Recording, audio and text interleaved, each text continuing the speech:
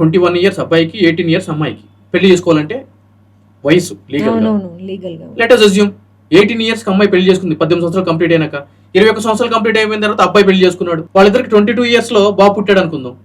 22 సంవత్సరాలు కూడా వాళ్ళని ఆంటీ అంకుల్ అని పిలుస్తారు. అవును ఫర్ ఎగ్జాంపుల్ 25 ఇయర్స్ మ్యారేజ్ చేసుకున్నారు అనుకోండి, 26 27 ఇయర్స్ కి ఒక పాప బాబు పుట్టారు అనుకోండి, 28 కో 29 కో వాళ్ళని స్కూల్స్ లో ఎట్లలో అన్నా సరే లైక్ జాయిన్ చేసేటప్పుడు మిగిలిన పిల్లలందరూ ఏం పిలుస్తారు? ఈ 26 27 ఇయర్స్ ఉన్న వాళ్ళని ఆంటీ అంకుల్ అని చెప్పంటారు. వాళ్ళు జెన్జీ బ్యాచ్ కి వచ్చినా కూడా, జెన్జీ అనే టర్మ్ వాళ్ళకి అప్లికబుల్ అయినా కూడా, ఈ 26 27 ఇయర్స్ ఉన్న వాళ్ళకి పెళ్లి చేసుకున్న పిల్లలు పుట్టిన తర్వాత వాళ్ళ స్కూల్కు వాటికి పంపించేటప్పుడు లేదంటే పిల్లలు ఆడుకునేటప్పుడు ఏమని పిలుస్తారు?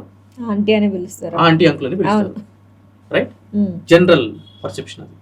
అవును అంతే కదా. అన్నయ్య వదిన అని చెప్పాను పిలవరుగా. అవునవును ఆ రిలేషన్ ఉండాలి కదా మధ్యలో అలా పిలవాలంటే. అవును exactly, basic common word aunty uncle అనే కాబట్టి ఆబ్వియస్లీ అదే పిలుస్తారు కదా.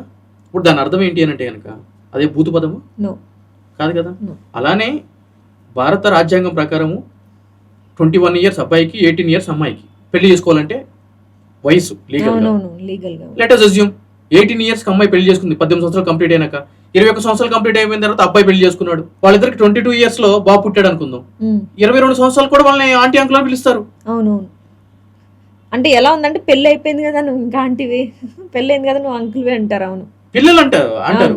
ఇప్పుడు వాళ్ళతో మనం ఏం చేయాలి? వాళ్ళని పట్టుకుని పోలీస్ స్టేషన్కి వెళ్ళి వీళ్ళని ఆంటీ అంకుల్ అన్నారని చెప్పి కేసు పెట్టాలా? అంటే అంత అతీతం ఏముంది? అవును అంటే సాధారణమైన మహిళలకి నీకు ఉన్నటువంటి అతీతం ఏముంది అని చెప్పి అంటున్నాను.